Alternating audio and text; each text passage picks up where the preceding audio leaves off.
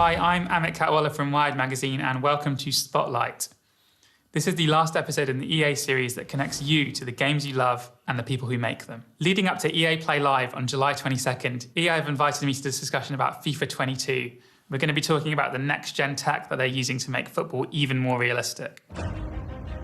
What a game we have in store for you today. The hype has been building all week and the fans are pouring into the stadium. The tension palpable. Stay with us. We'll have all the action for you live right here on EA TV.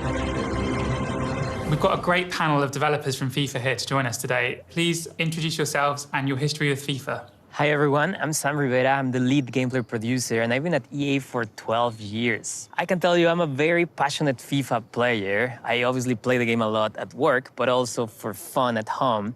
And probably my biggest achievement in FUT was to reach Division 1 in Rivals. However, I got relegated. It didn't last for too long. But still, it's something that I enjoy a lot, just playing the game. And hi, I am Sean Pejic. I'm a gameplay producer also on FIFA. I've been working at EA and on FIFA for just over 9 years now.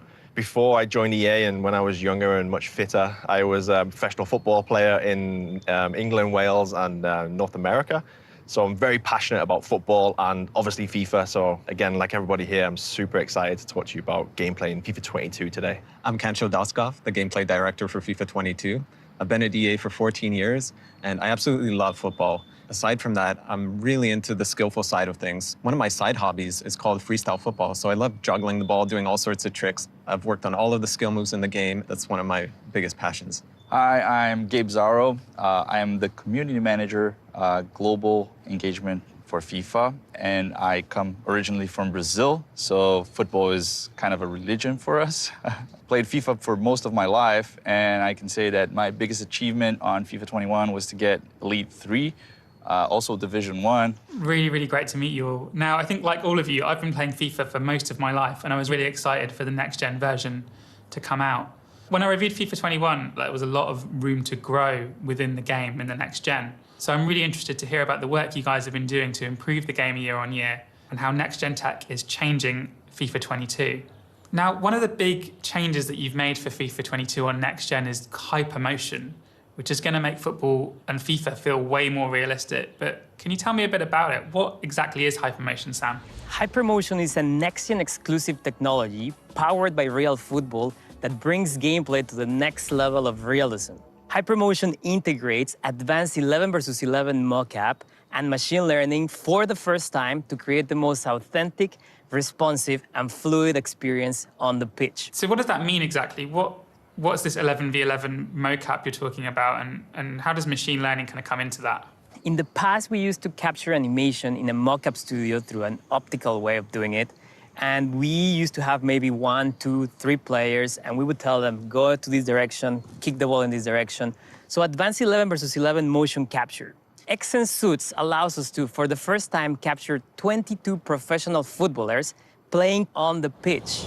In other words, the data from these players in the real football environment, it's where it's powering the motion of players and teams in FIFA 22. So what does the algorithm, the machine learning algorithm, do with all that data? How does it take all that data from that match and all the other data that you have and apply it to the animations that are used in FIFA 22? Our cutting-edge and proprietary machine learning algorithm learns from over 8.7 million frames from the advanced 11 versus 11 mocap, and then in real time creates animation.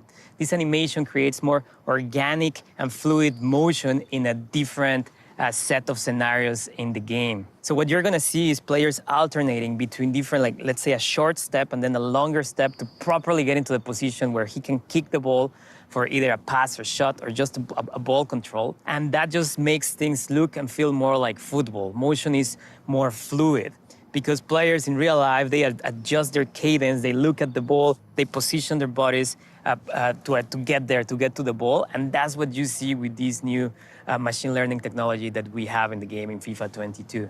Can you tell me a bit more about this match, this 11v11 match? Because I think we've all seen, or FIFA fans will have seen videos of players doing motion capture in those suits with the little white dots on them. But this was a full game of football with all 22 players wearing these suits, right? So I remember you telling us a story about the 11v11 in Spain, right? Like you were hyping up the players, you were telling them, go really hard, this is your chance to be in the game, and what happened there? That was a very important part. We told them, look, this is the first time we're putting people actually playing the sport, professional players playing football, and this animation is going to the game, so go and try hard. And exactly at the end of the game, they were about to fight. It was very interesting, but we really got the data that we wanted. You see that the data is more athletic now. There's more intensity, physicality is there, and also a lot of behaviors that you don't usually get with regular motion capture. Players being more human, you get to take all these behaviors and talking and pointing, directing people. You get all these little things. All these football behaviors, now we have them and we can put them in the game, which makes a more authentic version of FIFA. And the other thing I noticed was the emotion. There was a play I saw where the player didn't get the ball, and you could tell he was so frustrated. Like, why didn't you pass the ball to me? And that was so natural, just that the way he did that emotion. So we put that into the game. It's crazy, eh? When you have one person in the studio, so many cameras on this one person, it's hard to be as natural as with 22 people in one pitch, right? So exactly. So this is really changing how we capture animation in football, and it's taking it to the next level. Yeah, I think another little component that the Cancho's touched on, but that I see when I looked at this XSense data was just the natural behaviors that Gabe was touching on, the physicality that you couldn't get in a mocap shoot that's more structured. Now we see players just naturally falling over each other. It just sounds so simple, but it's actually quite hard to direct and say, just fall over. You need to put it in a real environment and see the players just come together naturally and make these falls. So that's just one part of it, but like there's so much more that we can gather from this XSense data, which really elevates the game. So it sounds like these new next-gen consoles have really opened up the ability to use machine learning and use these new technologies to make the game more realistic. Cancho, can you tell me a bit more about the 11v11 game and what exactly motion capture is adding to FIFA 22 here? Yeah, so the data captured from this advanced 11v11 mocap shoot actually has resulted in over 4,000 new animations added to the game. And just to give you an idea, that's 3 times more animations than we added last year. So this is a huge, huge animation refresh. These animations show off the footballing intensity, the athleticism, the physicality of professional players, and this results in a huge improvement in player motion. So this is a fundamental leap forward in the way players move and act and behave on the field. You know, from your perspective as someone who loves that skills-based approach and loves the feeling of real football, but how does it actually make the game feel different? Does the game feel more responsive? Is it smoother? The game just looks more like football than ever before. Players really feel like professional footballers in the game now. Can you give me an example of what you mean when you talk about animations? Is this something like a player playing a pass or a player making a tackle, or are they smaller than that? Is it smaller actions or is it these kind of big actions or both? So it's individual actions, such as a player switching the ball from one side of the field to the other, doing that type of lofted pass, just the motion to slice underneath the ball with your foot, the way professionals do it. It's quite unique just to see that motion play out and follow the ball as it's flying through the air. So these kind of moments in the game really make the game, they make it feel more football because you have the professional players actually doing these actions in a match. Will that differ depending on how good the player is? Like, will Lionel Messi approach the ball differently to a League 2 player or, you know, a player from a lower division in FIFA? There's definitely some personality in terms of how we calculate how well the player can get into the ball, how fast. There's multiple systems that combine to give you that fluidity. Messi will be a little bit faster to get to the ball. However, here is more not necessarily about the personality, it's just about knowing how you need to get to the ball. So when you put all the systems together, then yes, players like Messi, players like Ronaldo, they have a better sense of how to shield, how to position their body so you can get away from the defender. Obviously, football isn't just about individuals, right? It's also about teams and tactics. And there's new features called team intelligence, so we're adding more team intelligence to FIFA 22. Sean, can you tell me a bit more about that, please? It's driven by the power of the new generation of consoles. Tactical AI creates deeper intelligence for all 22 players on the pitch. This starts with the attacking side of things. Now in the attack, each of these players can have up to 6 times more decisions per second than ever before. So now the attacking runs are much more intelligent. And also the build-up play and the chance creation, the players make much more supported runs, which improves the level of tactics. Also, the defensive side of things is a big improvement too for tactical AI. This was completely rewritten this year. So now the defensive side of the positioning team do more zonal marking and defend as a unit. It looks like a real game when you're watching it on TV. Like teams nowadays play very tactical, very structured formation. So we wanted to get that feeling across into FIFA 22. You always tell me, keep your shape, don't get out of position, even when we're playing together, right? Yeah. That's the most important thing. That's what I noticed in FIFA 22. Like, you see the teams, defensively, they move together. As the ball moves from one side of the field to the other, the defense moves together. Yeah, it's a big part of football nowadays, right? You said, like, work in previous FIFAs, maybe they would work in 2s and 3s defending, whereas you really want the team to work together and be more zonal and defend as a unit. So yeah, now you feel this straight away when you boot up the game for the first time. This example shows the defensive rewrite of the system. You can see the back four working in a unit and as a zonal marking to really work together from when the ball switches from one side of the pitch to the other side. They shift together as a team to really work as a unit and defend that space. We analyze a lot of professional football just to see how teams retain their shape when they are defending, when they move up the field. And that's what you are seeing in the game now, which just gives you that feeling of more authentic experience. And actually in FIFA 22, you can tweak your attacking tactics so they're different depending on whereabouts on the pitch you are, right, Sean?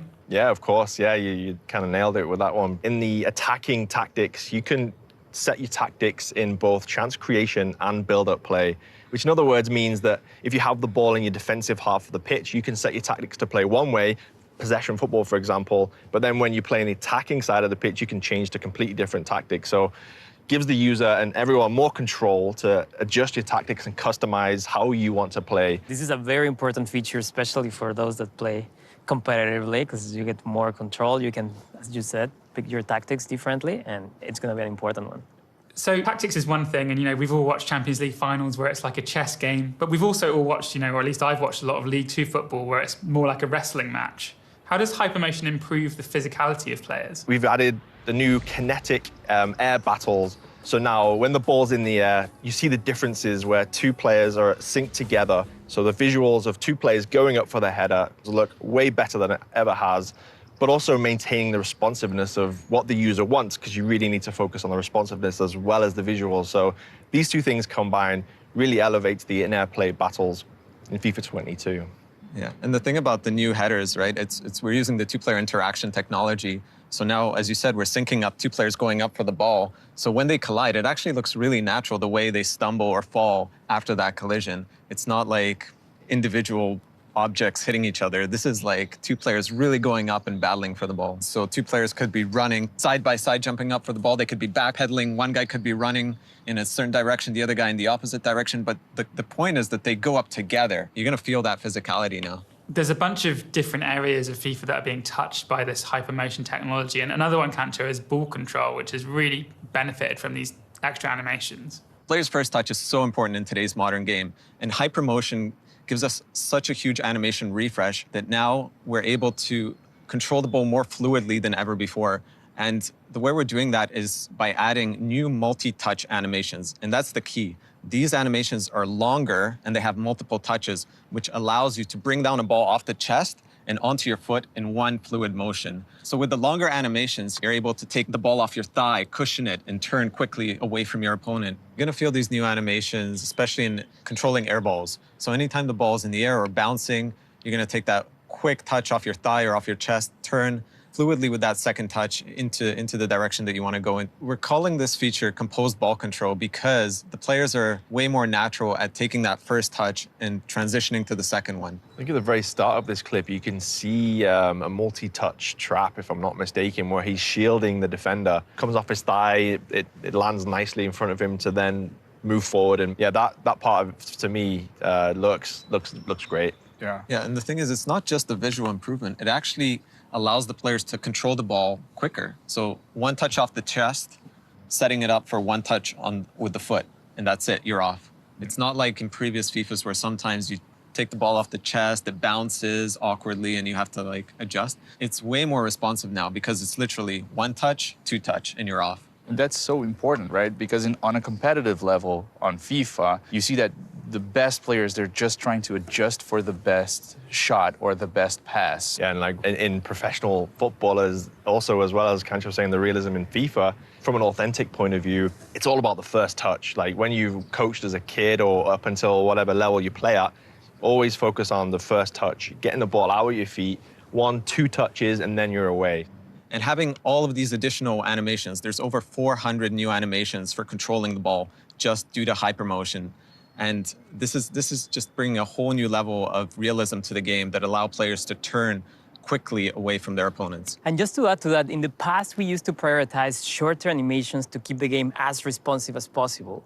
However, now this technology, as Kancho mentioned, allows us to have longer animations with more than one touch on each animation, which result in better visual quality, but we still have that ability to transition out of that animation at any time into something else if the situation changes. Let's say there's a defender coming, and in the middle of a trap that is very long, I need to go in a different direction, and we can transition out. So now we have the best of both worlds, responsiveness and good visuals in the game. And I just have to say that out of all of the new animations in the game that we got from HyperMotion, these are the ones that really stand out to me. One of the other things that really makes the game feel like real football is the stuff that goes on off the ball. You know, you've made real efforts to humanize the players and to make them not just stand there like mannequins when they're not doing anything, but to look and behave and act like real players would on the pitch.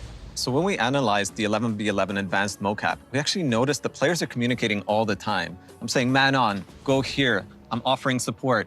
All these things that professionals do all the time, every second during a game, communicating, talking. So there's a lot of new behaviors that we've added. Players just gesturing to each other saying like, hey, I was free for a pass. Why didn't you pass it to me? Or look, I'm gonna go into this space, pass it to me there. Or look, watch out who's behind you.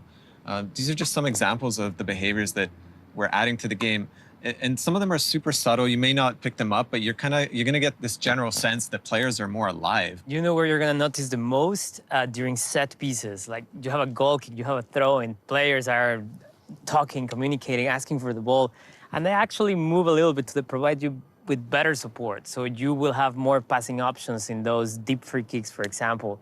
But it's all about this objective of making players more human and just smarter across the pitch. We hear from feedback a lot that, you know, we have a parcel of our player base that talks about these animations so much because they are playing for an immersive experience. The career mode guys, for example, they go wild with these types of things. It's incredible, like the reception, you know, for these small pieces of animations that just create a more immersive experience for those players. It's huge for them. And the other thing you'll notice about this clip is the way Haaland runs. We have a star-specific locomotion for Erling Haaland. He is a big-time player. He's a young superstar, and the way he runs is so unique. He's kind of got this like a little bit of a hunch in his posture and big strides. So to represent that power and uniqueness of his running style, we've got his running style in the game now. And the beautiful part of this is their upper body layer animations, meaning they don't hinder responsiveness. You can do whatever you want on the controller. These are just layers on top. And also to add a little bit extra from my experience, when this thing came into the game when we played it a couple of weeks ago, it actually makes you think about the game and play it a little bit differently because now I might see a player off the ball calling for the ball. I'm like, oh, maybe I should like think about passing to this guy, or it just changes the way you think and play the game a little bit because you see these off-ball players doing these gestures and being more football. So all this combined just elevates the way you play FIFA and gameplay. Yeah, so the animations actually go to pretty much every area of the game. You see goalkeeper, you see the two-player headers, you see passes, shots, ball control, pretty much everywhere, all these humanization gestures. We are putting those animations from the mock-up shoot in every area of the game, basically. That's so fascinating. One of the things I remember from writing about this in the past is that the best midfield players move their heads around much more than kind of average midfield players. If you measure how much Xavi or Frank Lampard or Steven Gerrard or a more modern midfield player moves their head around when they're on the pitch. And it's really interesting how this kind of, in real football, this upper body movement actually has a direct correlation to how good a player is and how many passes they play. So it's really great to see that being reflected in FIFA 22 as well. Now, we've talked about HyperMotion and how it changes play, but there's some other developments in FIFA 22 as well. And I'm just going to ask each of you to name a couple of things that you're excited about and excited to bring to the fans in FIFA 22 when it comes out. Sean, maybe you can go first. Yeah, one of the biggest things that we haven't talked about yet is the new goalkeeper system. This new system unlocks much more reliable saves for the goalkeeper, as well as making smarter decisions in vital moments in the game. To be honest, that was the first thing I noticed when playing FIFA 22. It was like, I was playing, I was like, okay, I understand, this is cool, but when the ball went to the goalkeeper, he did a completely new animation. It just stood out because I'm so used to, as a core player, I'm so used to the regular animations until FIFA 21, and then the first time he came out, I was like, wait, what's he doing? It was really stood out. That's yeah, cool. Of course, for the animations, we've completely added a bunch new animations to refresh how the keeper looks, as Gabe was saying. So Yeah, and it's not just the animations, right? The tech we're using to, to play back those animations has been upgraded. So as Gabe mentioned, the first thing you notice is like, oh my God, that was so much more fluid than last year's game. Yeah, even just the small details about the way the goalkeeper follows the ball as it passes his hand. That's all much more realistic than it was before. So not only the full body animation of the goalkeeper flying through the air, but the way his head is tracking the ball as it flies into the net. Kanche, what are some of the examples of things that people might not notice at first glance, but which appear when you take a closer look? There's actually a lot of subtle animations that have gone into the game, such as the way you lay the ball off with a first-time pass, to even just doing a driven pass, like one of those daisy cutters, where you drive the ball low and hard across the field. So you kind of notice these new ways to kick the ball, and that's all coming from that 11v11 competitive motion capture shoot that we did. We're calling this feature Full Team Authentic Motion because it's all about all those little bits of animation that we're sprinkling into the game, thousands and thousands of it, and it just brings the characters more to life. I'm amazed by the depth you guys have gone to as well, because it's not just the player animations that have been refreshed, but you've really kind of reworked the way the actual ball works, right? Yeah, that's actually a big one. It's a game-changing feature. So what we're doing in FIFA 22 is we're importing real-world ball data into the game to create the next level of realism in terms of how the ball moves.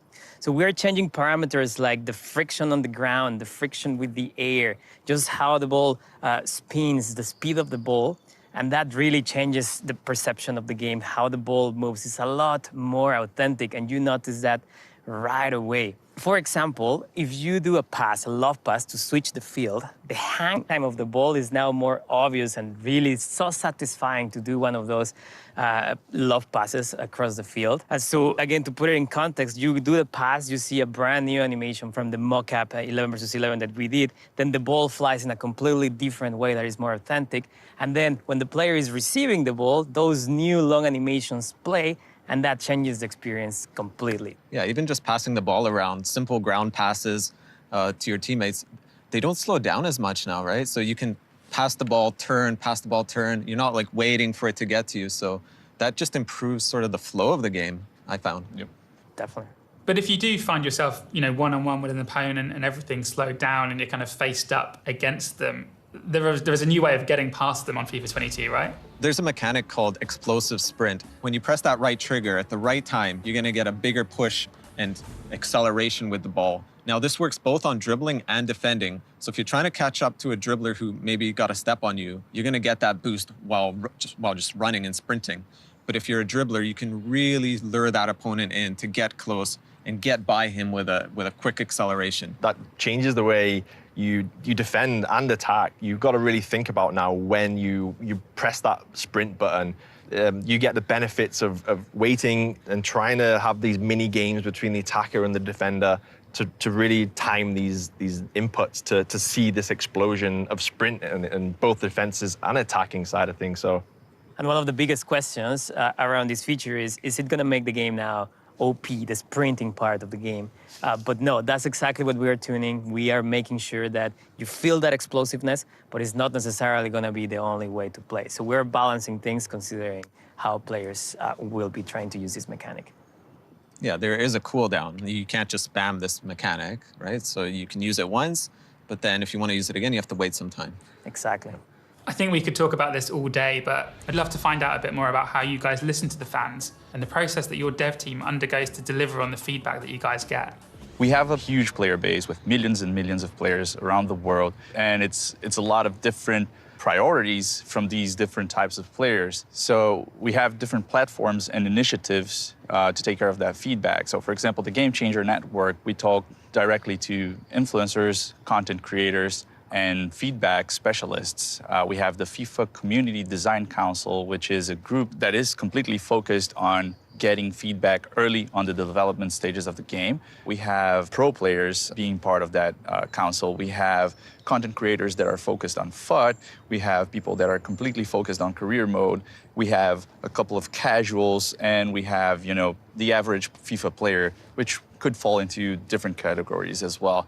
The idea there is for us to give them as much information as early as possible so that they can interact directly with the producers and actually give some feedback before we go into the depths of development. Sam, can you tell me a bit about what it's like working with the feedback that you get from the fans via Gabe? After listening to all the ideas from the fans, all the feedback, we also look at data, for example, and we know a lot of things about the health of the game, we call it.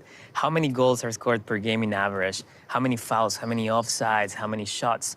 We can see in a detailed diagram, basically, where are all the shots coming from? What's the success rate for each different type of shot? And we analyze all this information to try to make the best decisions. We also play the game a lot. Obviously, we're producers. That's part of our job. And that's very important to really understand what are those frustrations. So let me get this straight. So if players are complaining about it being too easy to score from crosses or too difficult to score from headers, you can see that in the data. We can, and we also set targets sometimes based on how we want the game to play. So if we think there's too many goals from crosses and we feel like maybe there's not enough skill needed to score on a cross because you just need to go to the wing and then cross it, then we try to design systems, design the game, maybe in a two-player header situation, how can we get the best outcome that creates a balanced game? How much does the game change from the first release to by the time the next game comes out, and how quickly players kind of find the easy ways to score? Is it within a week of release? Is it within a day of release where you see, oh, actually, there's too many goals being scored from crosses or too many goals being scored from headers? A lot of the bugs that we find require millions of players competing online. So sometimes it takes months for the community to really discover certain things in the game. And we're there. We're playing every weekend. We are monitoring and we are talking to people to get the feedback right away and act right away. That's really fascinating stuff. It's so great to hear about how you guys are reacting to feedback. All right, that's just about all we've got time for, but this has been so fascinating. Thank you so much to the guys from FIFA for answering our questions, and thank you to the fans for watching in and listening. Before we go, Gabe's got a few dates for your diary to look out for if you're interested in more about FIFA 22. Yeah, for sure. So make sure to stay tuned as we will be releasing a lot of different pitch notes articles that have deep dives on gameplay and all of the modes that we have on FIFA 22. And make sure to check out our Top Bins streams that happen every Friday on our Twitch channel, where we will have these guys as guests. We will have art directors, all sorts of good people that work on the game to let you get more information and the inside scoop on everything FIFA 22 related. Can I add something, Gabe? Yes, please. Definitely check out the gameplay pitch notes. There's a lot of features that we don't get to cover here in this interview, but there's a lot of depth. A lot of those features are coming directly from the feedback from the community, and we're trying to create the best experience for everyone. All right, that's it for the Spotlight series. For more information, check out EA.com and make sure to follow EA on Twitter. And you won't want to miss EA Play Live at 10 a.m. PST on July 22nd for more about FIFA 22. I've been Amit Katwala from Wired, and this has been Spotlight. Thank you so much for watching.